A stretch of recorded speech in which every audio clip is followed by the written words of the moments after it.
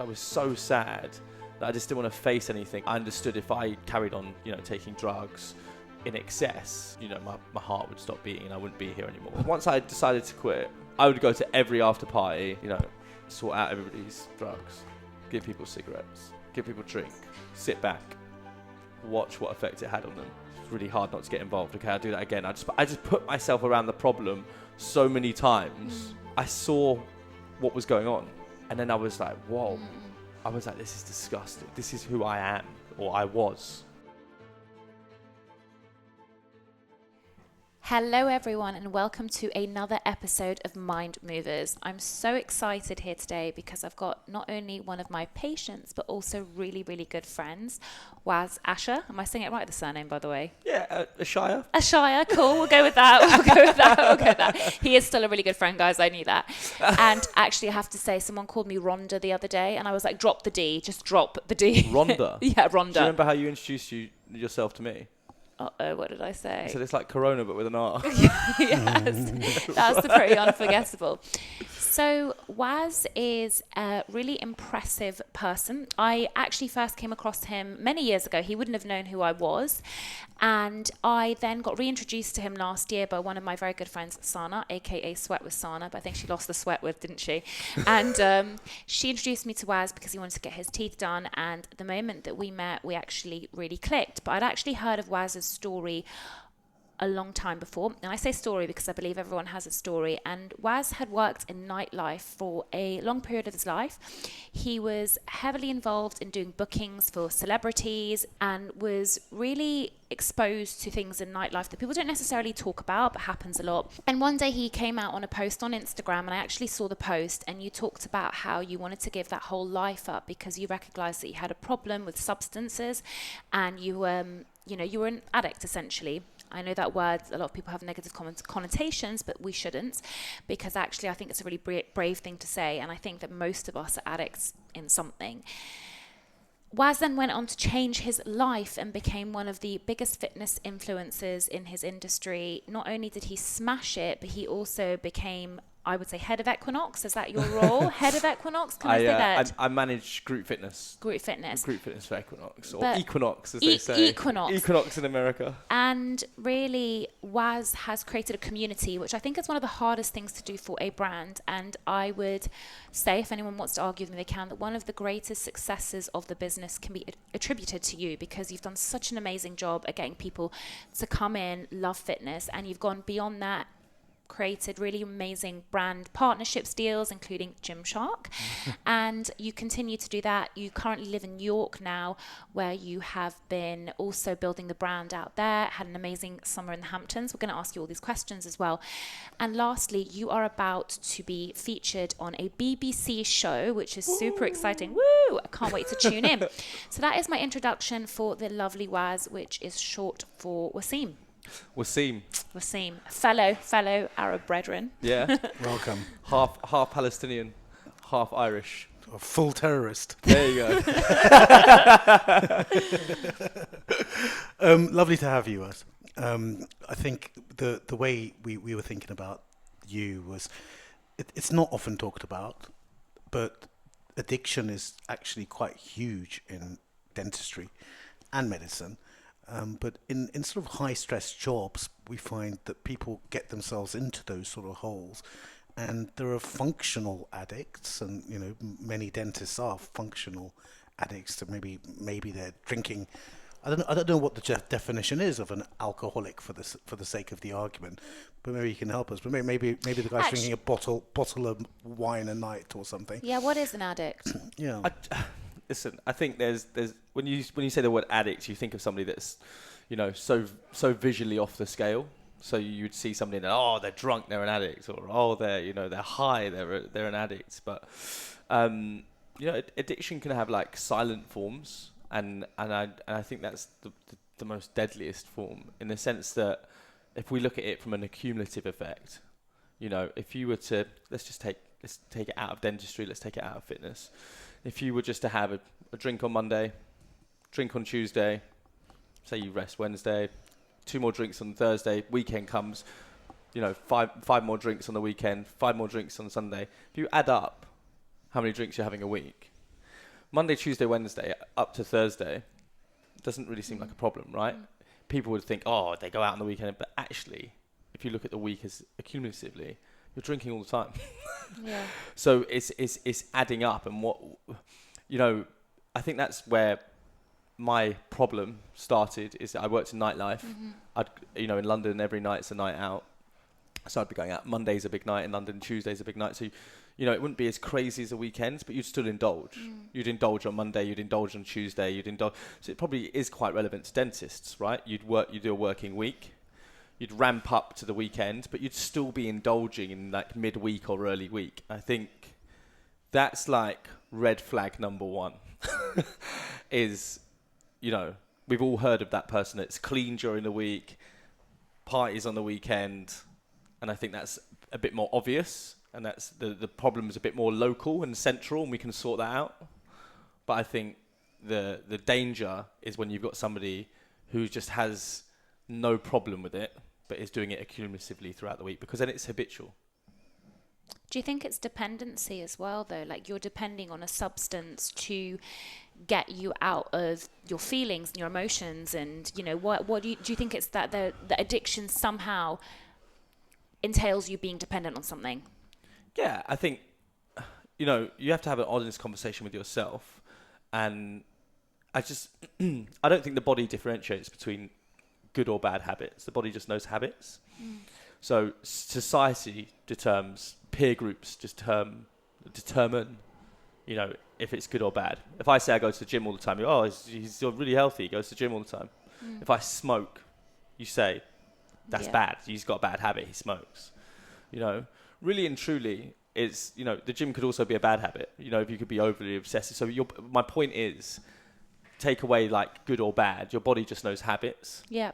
So if you take a habit away, so say if you stop smoking, your body is going to want to pick up something else. Yeah. Because you've got all this unused time, or all this, you know, quite a lot of people contribute it to putting on weight or eating more, because people are like, oh, they just eat more. They don't. It's not. Your body is just looking for something else to habitually do, and that might be eating. You know, it might be instead of bringing a cigarette to your mouth. So I just think you need to understand what habits you have and what you're actively, you know, consciously and subconsciously putting your time into, and then trying to decipher, okay, where do I need to move the needle?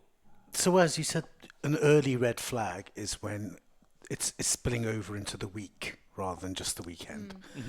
In your journey, when, you know, I guess it's difficult, isn't it? Because it was work, and you felt like you were going to work and you were being a good guy because you're doing more work. But actually your work was in nightclubs and in that environment. What were the next sort of flags that started showing up? I say like qualitative environment.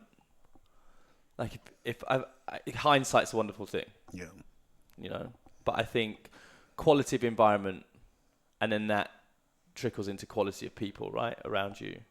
And I think once that starts to deteriorate, you may not see it immediately, but I can only talk from my own experience, but I would take the people that loved me for granted.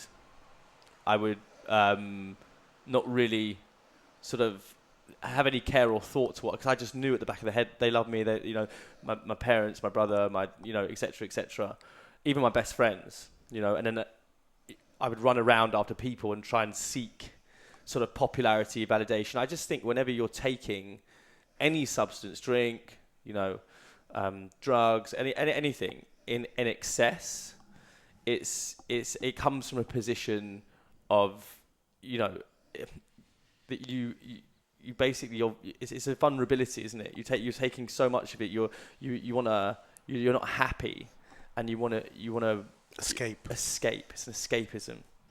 Do you know what? It's so interesting, because actually addiction is something that really fascinates me as a topic. And I think I really hate the fact that, as well as society, we stigmatize it. So I was reading this book called Dopamine, which I really recommend to anyone listening.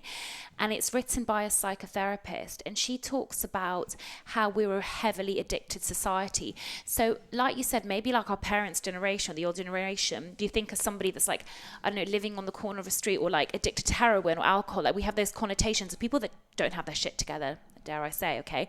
But now we recognize that pretty much some of us are addicted to things. Like, we could be addicted to social media, right? We could be addicted to our phones. I think that's the most deadly one. Yeah. You know, I think that should be a conversation, a more vocal conversation, because it ruins everything, you know. And it goes back to my original comment of a silent addiction. You know, gambling's another one.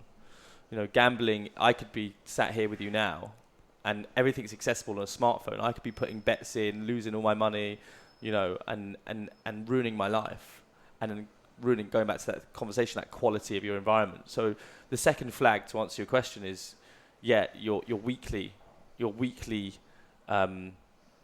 schedule. And then the second flag will be like the quality of your life or your environment, and the downfall of that, and recognizing, you know, where the addiction takes priority over other things, and other things start spilling away. Yeah, like you might start cancelling, I don't know, it was something that you've organised with your best friends. You might, and then you find yourself out until 4:00 in the morning somewhere, and it's these. If it's done repetitively, that's an issue. If it's done once in a blue moon, once a month, okay, it's you know, it's doable. But I just think when I was extremely unreliable, and for anyone listening out there that is in this position, and you know, they want any sort of advice on it, I really thought it was irreversible at the time. I thought no one's ever going to take me seriously. No one's going to look at me and be like, but I'd tell you one thing that is so true, is that you can change people's opinion a lot quicker than you think. You know, when you're talking about like my rise to success or whatever success I've had in my given industry, but you can't be paralyzed, you know, by the fear of what somebody else thinks. And it's like, in that moment, I was like, I get it. I know how it feels. In that moment, I was like, they're just going to look at me as somebody who parties and drinks. And, you know, if I try and get straight, it's that, you know, they're not going to take me seriously. You know, this is what I'm dealing with. This is my reality. And I couldn't be so far away from the truth. So what was your turning point? Because as I said to you, I think it was extremely brave. I remember seeing that post. Yeah. I knew who he was. He didn't know who I was. Just pointing that out. And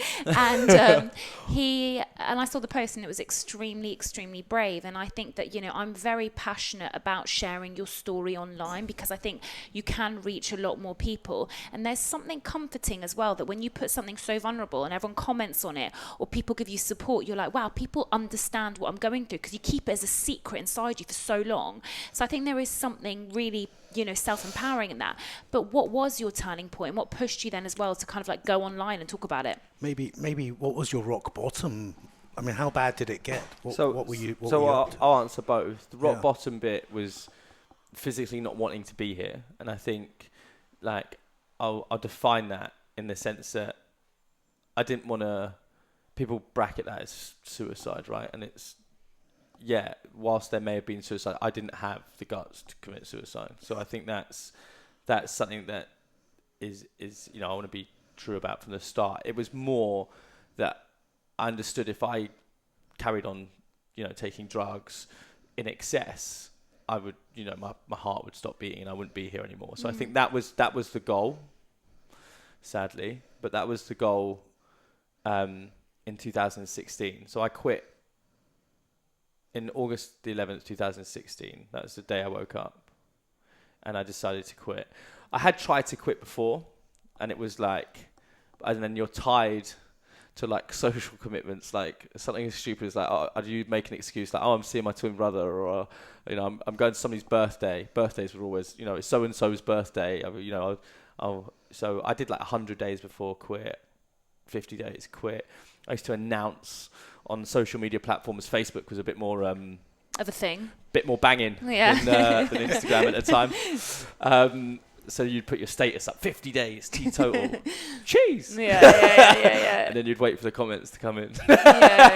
And I was doing it all for the wrong reasons. You know, you mentioned the comments and stuff. I never posted. The post that you're talking about still sits on my Instagram, and I believe it's one that says I'm like 4 or 5 years sober. I'm now 6 years sober, and in August it'll be 7. What was different that time where you stuck to it? What was it? You were doing it for the right reasons? Well, so going back to that moment, I'd gone out. It was so low talking about that rock bottom bit. I've still got videos on my phone where I was videoing a message to my mum, my dad, and my brother saying, "I'm really sorry, that I'm not here anymore. I just didn't like my life." Like crying my eyes out, and I still have that on my phone, and it was so true. It was just such a horrible time. Like I literally wanted to not wake up, and I just wanted to go to sleep. I felt like I had like a world of problems. Like financially, I wasn't okay, because it's expensive. But and I just.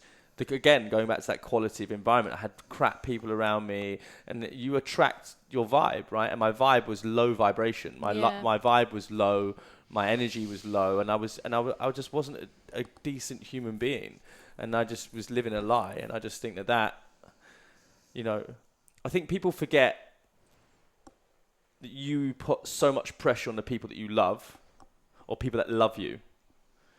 It's not really about you. And people try to internalize it, and they're like, "Oh, my life's so bad." And but just think about it for 1 second. You take your life away. What does that affect? And what does that? So it was. I think I was just sad. I was so sad that I just didn't want to face anything, and I was just like, I just don't want to be here anymore. And I was just ill, and I just needed help. So I tried to do it. I took, I think in total, like copious amounts of drugs. I didn't actually wake up for about 2 to 3 days. Wow. So when I woke up, it was August 11th, 2016. And I can remember at the time I was living in this tiny, like 1-bedroom, like in Acton. You lived in the hood. Yeah, man. No offense to anyone who lives in Acton, but it was not. He's bougie now, but Marylebone babe. Yeah. It was not popping in Acton back then. And my room was a tip, and just like it was just filthy. I remember waking up, and I was just so upset. I must have cried my eyes out, and just sat there, just like sort of. And just sort of like, where do I go from here? And then at the time, there was a girl that's like really important to me in my life, and she said that she was so concerned. She thought I was obviously the next time I wasn't going to be so lucky. So I think she actually threatened to tell my mum. Yeah. Because my mum, I hadn't told my mum anything. And I think that's the thing. I think people that are out there, and again, if you are listening, you feel like you're on your own and you're dealing with it on your own, and that is probably the case in the worst cases, because there's an element of embarrassment, there's an element of, like how do you even navigate that conversation with a parent, or how do you navigate that conversation with a loved one? I think just the threat in its own of telling my mum just like... So did your parents have no idea? Did your family... I think my dad's a bit street. Like my dad's like, he's very astute. Big up the Palestinians. Yeah. He was probably doing it himself. Yeah. but my mum is just such a beautiful woman, and she's just like, she's so prim and proper, and just she's just amazing. And the thought of telling my mum was like... So do you feel you were good at hiding it from people? I think towards the end everyone knew. Yeah. Everyone knew internally within the industry, and I think going back to like dentistry and stuff, people know. I think that's the other thing as well. I think you kid yourself and you're like, oh, I'll run off to the toilet, or I'll do this, or I'll go outside and have a cigarette, or I'll go do... You're not ahead, is all I'm going to tell you. Is you're not ahead. You may think you're cheating the system, you're ahead of the system, you're not ahead. I've got a saying like, oil always rises above water. Like, the truth always comes out. So I just think that like, if your moral compass is off, and you think you're getting away with it, and you get your kicks and your highs out of, oh, I'm at work and I'll do this to keep going, or it's like, just stop it. Do you know it's but I what I think is interesting. So obviously, like, I've been teetotal my whole life. For me, it wasn't a big deal. I tried a little bit of alcohol when I was like 14. I was like, I don't like it. Everyone was drinking around me. Then obviously as we got older, people started dabbling and stuff, and I just didn't like it. But what was weird was that I had this real understanding of myself where I was like, I have an addictive personality, and I saw that like as my traits. I was like, so I actually don't want to try anything, because for me, I'm worried that I'm actually going to be an addict. And in some ways it's been really good for me, because I'm like really militant about getting stuff done. So I get really addicted to like my morning rituals, or like things I do at work, or a certain way that I am. But I just knew, like, I was like, if I ever go down that route, there might not be any turning back. Now, during uni, that was really hard, because people were like, oh, like, they wanted to get drunk. You know, uni life, especially back then, like 10 years ago, people, like, it was cool. Like, everyone just wanted to get, like, Did you not messed drink up. at all in uni?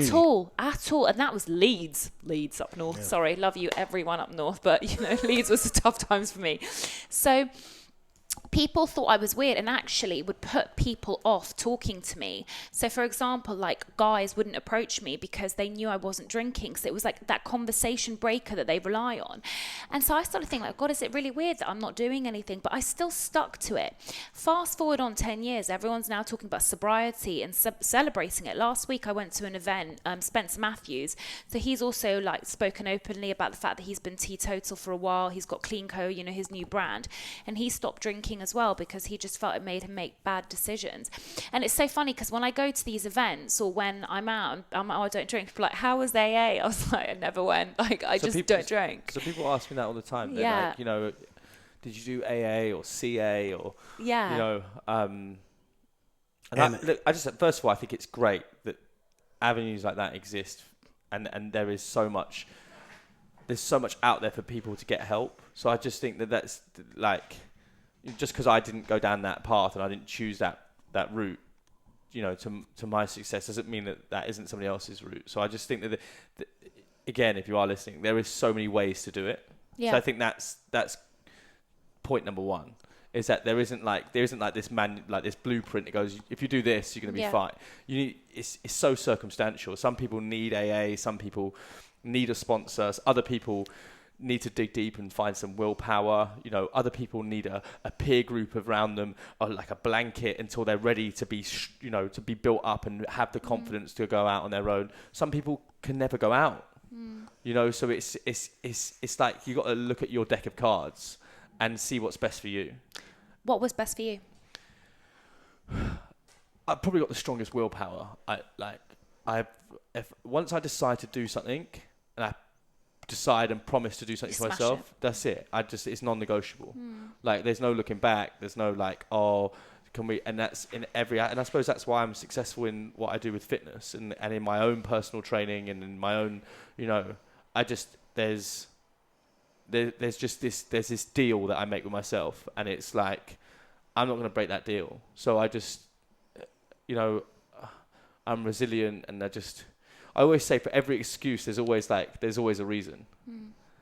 So for every single excuse, like, I mean, I did it yesterday. I know it sounds really stupid. I came, you know, using my addictiveness to actually help my life. But I was on a train back from Liverpool, and the train got in at, I don't know, say 7 p.m. Right? I know the gym closed at 9. I was like mapping out how I could still get my workout in, and I know some people say that's obsessive and stuff, but it's not. It's for me, it was just, I made a deal that I was going to train that day, and I could have come up with every excuse on the planet. It could have been like, oh, I'm tired, you know, I need to rest, you know, I could go and get some food, and there's always going to be an excuse. So bringing it back to going sober, I just think that you're always going to have a reason not to be sober. 100%. But for that, there'll always be a reason to be sober.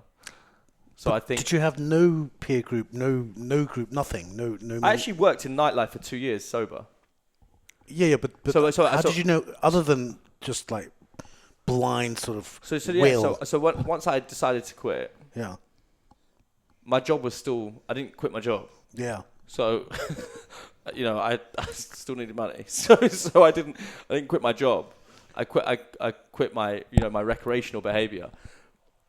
I think there's an old, like, kind of Buddhist philosophy, like, to solve the problem, you must go into it. You can't turn away from it.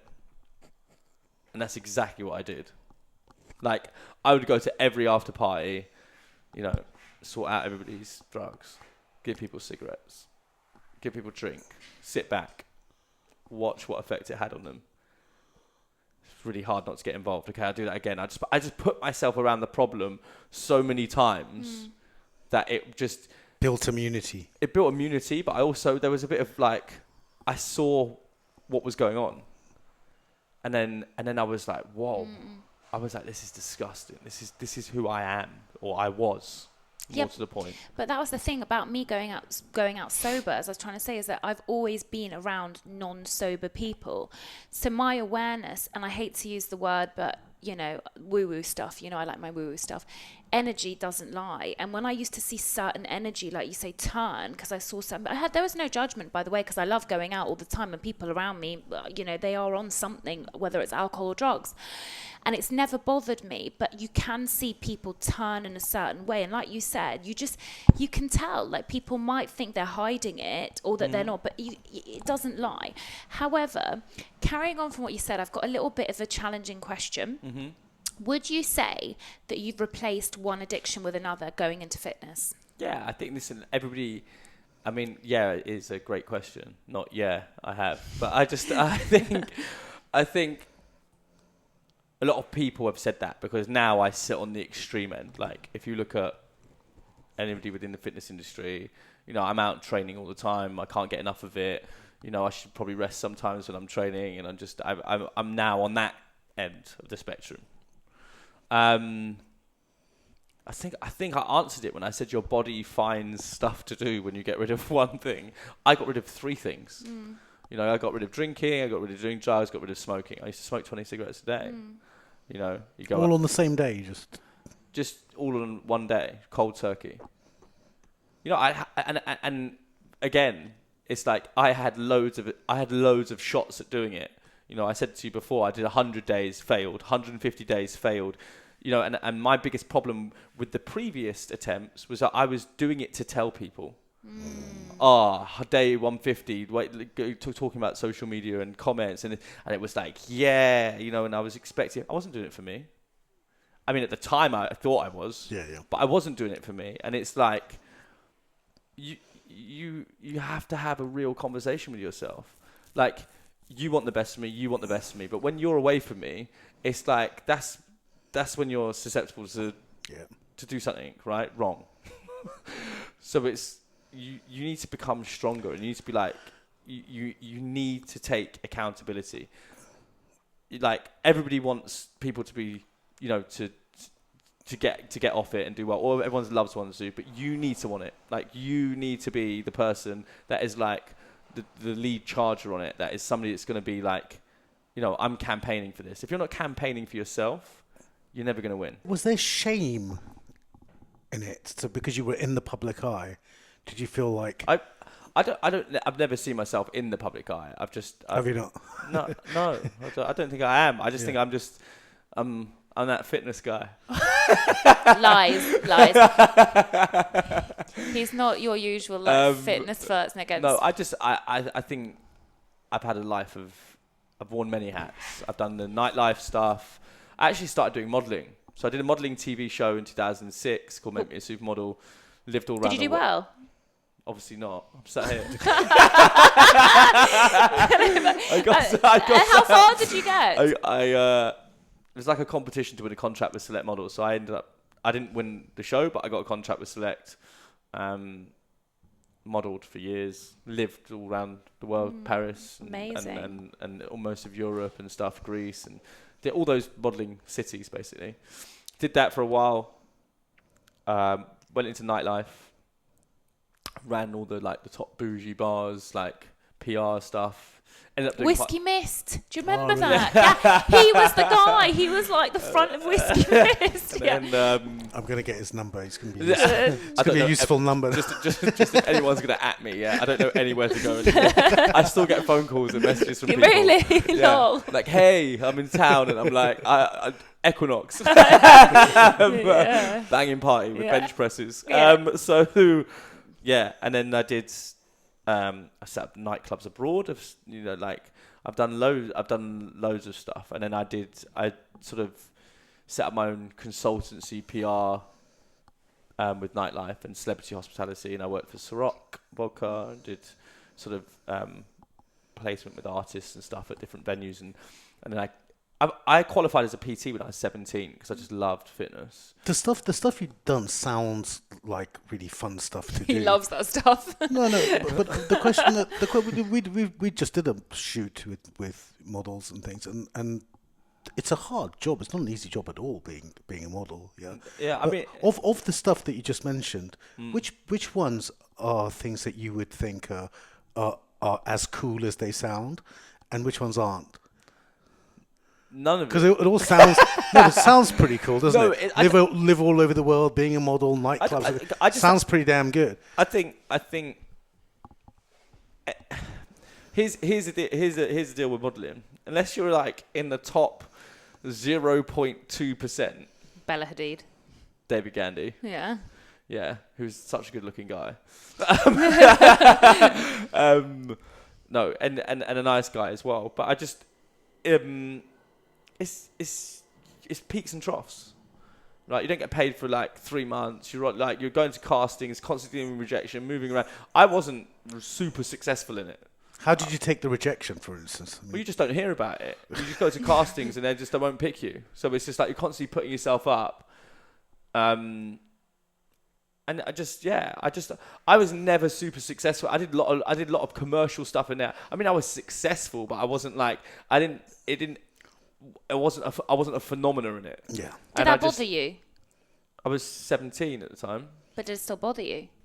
No, 'cause I think at the time it bothered me because it was like, I always say desperation smells. And I believe that in any work or line of work, if you're desperate, people don't tend to warm to you. Yeah, that's true. You know, and I think, you never get desperate. If you can stay hungry, but never get desperate.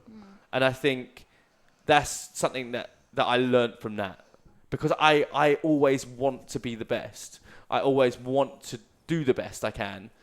And I think that hunger is innately within you or not. And I am that person. I want to perform to the maximum, or otherwise I just don't perform. And I think desperation smells. And I think do not ever move like you're starving. Yeah. Never move like you need this. That's so bad. It's like, what is this going to do for me? You know, and then align with it, and then go after it. If you don't get it, cool, go again. But you can't be begging people, and you can't be moving around. I mean, it's a cliche, but if you did meet your 17-year-old self, what advice would you have given to yourself? Oh my God, I had the worst fashion. I mean, I still do. I've got the worst fashion sense in the world. That's probably why I wasn't successful. When it comes to the gym, it's like, black on black. I'm wearing black lycras, black top. I mean, I can barely put together a t-shirt and jeans. I'm like the worst person on the planet. So I think what I thought was cool was not cool. I used to straighten my hair. I used to have like coloured contacts. I used to have see-through Air Force Nike. I mean, I was a mess. But what life advice would you give yourself? So if you were like, if you were meeting your like 17-year-old self, apart from telling him you can't dress, I thought you meant it was to do with modelling. No. But what would you tell them, like in hindsight, with the stuff that you've learned? Because you've obviously learned a lot more than most people our age. Let's be honest. What would I say? Just like, stop trying to please other people. I think, and if you look at the things I did, hospitality and all that sort of stuff, it's catering for other people. I had this burning sensation to be loved and liked. Do you think that's gone away? I don't think it ever goes away. I think it's you need to manage that, and you need to get to a level where you don't care. That's like the holy grail, right? It's getting to a position where you move without thought of others in the nicest way possible. So you put yourself first, and you're not malleable to your environment. And I think I was super malleable. Do you think, Rhona, you've got dentists, right, who are, in a way, you are the Waz of dentists, right? I love that. You are, in a way, right? You're well known. You're out there. We were talking about judgment before. Yeah. And we've discussed the thing about your biggest strength being your biggest weakness Yeah. as well, right? So you're highly ambitious, so that's a great thing, but sometimes that can lead to like competitive stress or whatever, yeah.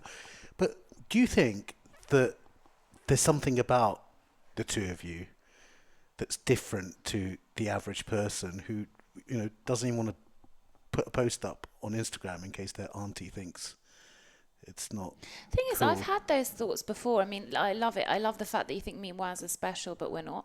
The thing is, I think there is something to be said for people that want to put themselves out there. I think there are some people that are like inherently quite like introverted. Like my sister is a confident person, but she doesn't necessarily like eyes on her. Does that make sense? By character. As a child, you would find me like pushing her out the way, being like, "Dad, take a video of me."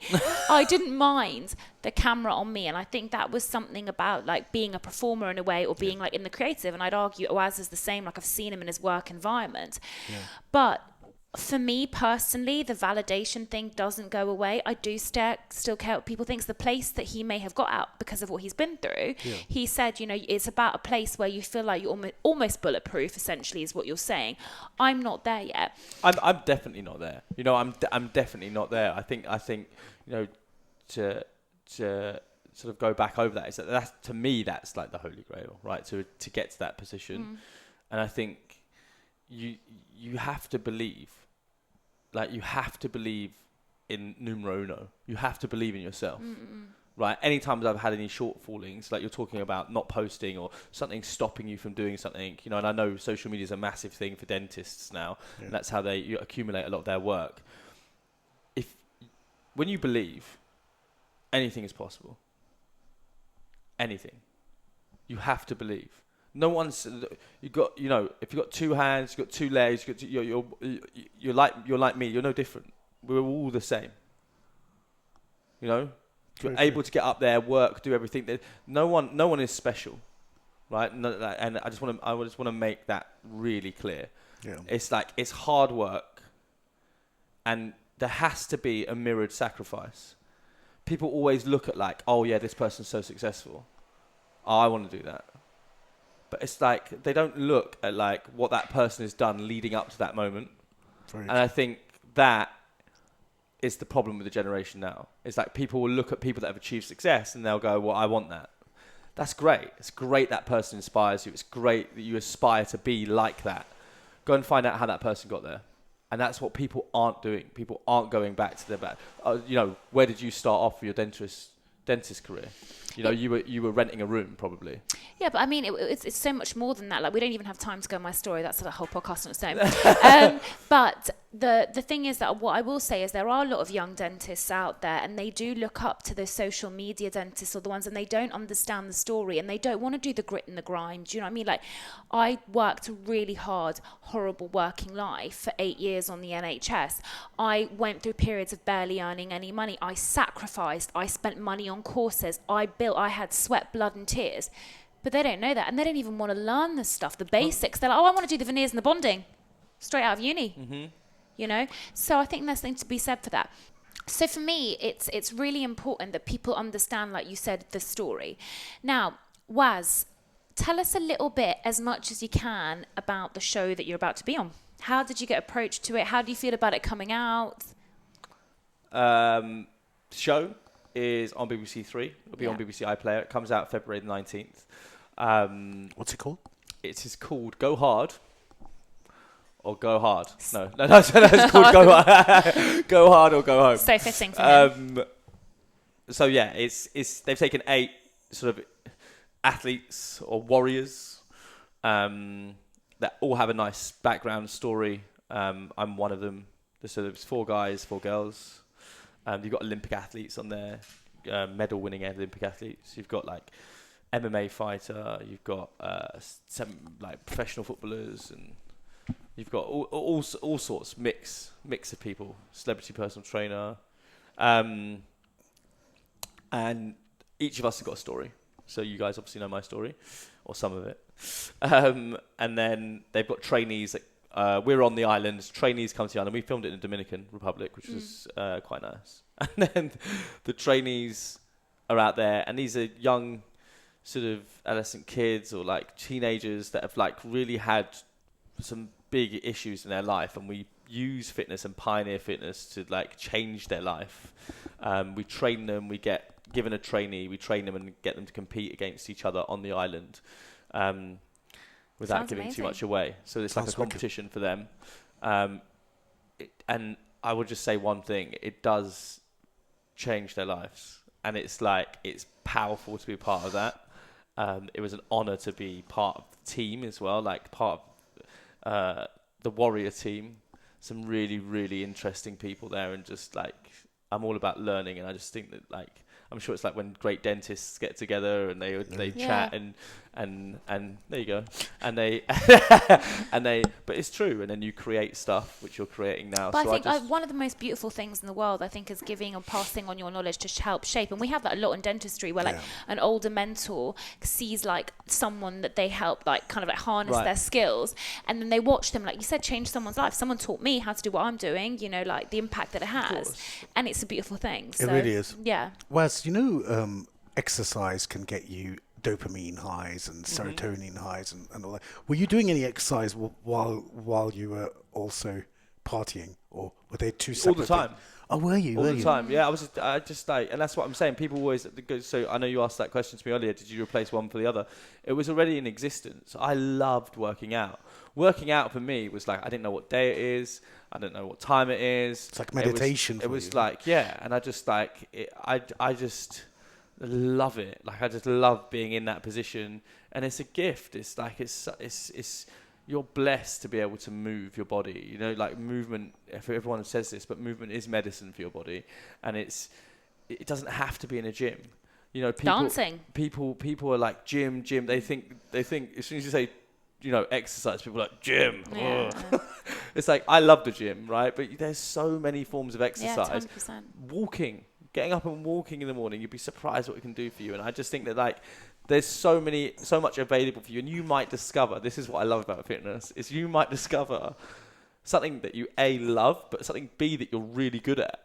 And you just wouldn't know unless you put yourself in that position. So I just think that for me is the beauty of fitness. But the motivation. Have you heard Gary Vee, what he says about? I love Gary Vee, yeah. But what he says about this, that, you know, to have a private trainer, what they call it? Personal trainer. Part of it, the motivation-wise, is to go and make sure you turn up for them. I love my personal. It's accountability. Sana, you were saying. But the accountability piece, like some people, like me, for instance, Yeah, you're lazy. It's not that I'm lazy. I will do anything for someone else, Yeah. not for myself. Yeah. Yeah. So for me, that would be the way to do it. But that may be how you get into it. But you need to flip the script. Yeah. Because no one's got you like you. Yeah, that's what you were saying. And self-care is self-love. Self-care is self. But everyone goes away at the end of the day, and you're left with your own thoughts. And it's like, you have to put yourself first. I mean, I sometimes think about it. Yeah, I'd sometimes go, you know, to get on a plane, go to the, you know, somewhere 6 hours away for a party. Yeah. So for the right thing, I will do difficult stuff. See, he would have been there back in your Ciroc days. He would have been there. So. We have loved having Waz here today. Yeah, thank you so much. He's such an inspiring, wonderful human being. I like to ask each guest a question, so I'm going to leave it on that. Who was the biggest influence in your life and why? Ooh, was not prepared for that. On purpose? In my that I've met, as in like a real Anyone person. Anyone you want. Biggest influence. Can be Elvis Presley if you want. Anyone. The biggest influence.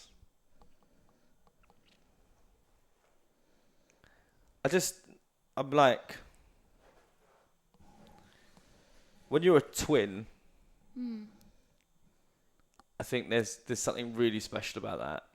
And my brother lives in LA, but up until the age of, trying to think what time we separated, up until the age of, I don't know, I want to say teens. We're in bunk beds together. We're like, and it's like, he's super successful, and he's like the opposite of me. I'm like, I extrovert, he's introvert. Like, he played rugby for Ireland, I played hockey for England. Yeah. Like he. Are you identical? He's no. No. He's ginger. He's ginger. And then that's the half Irish. He's the Irish, you're the Palestinian. Yeah. And then it's like, he drank Stella, I used to drink mojitos. He had a shaved head, I used GHD straighteners. So it was like, he's not on social media, I am. Like, we're just so different. And he's always been like my anchor, like my grounding. Like, I always think that you can go back to that person and they I don't know, they just get rid of all the noise and the fluff, and you can have real conversation with somebody. And he's always been, when you're a twin, you always have that, and I'm so grateful for that. So like, in terms of inspiring me and most inspirational person, he is so successful, and you wouldn't even know, and unless I told you, so I'm going to tell you. But he is first assistant director on massive Hollywood films. Amazing. Oh, wow. And he's so under the radar, and what he cares about in life, I could learn so much from him. And he's just so intrapersonal. He gets on with everybody from the age of like 4 all the way up to 90. And I think when you're in industries like fitness or dentistry, you're so switched on to your target market and interacting with just those people. And he is just such a people person. And he's the type of person that will cross the old lady across the road.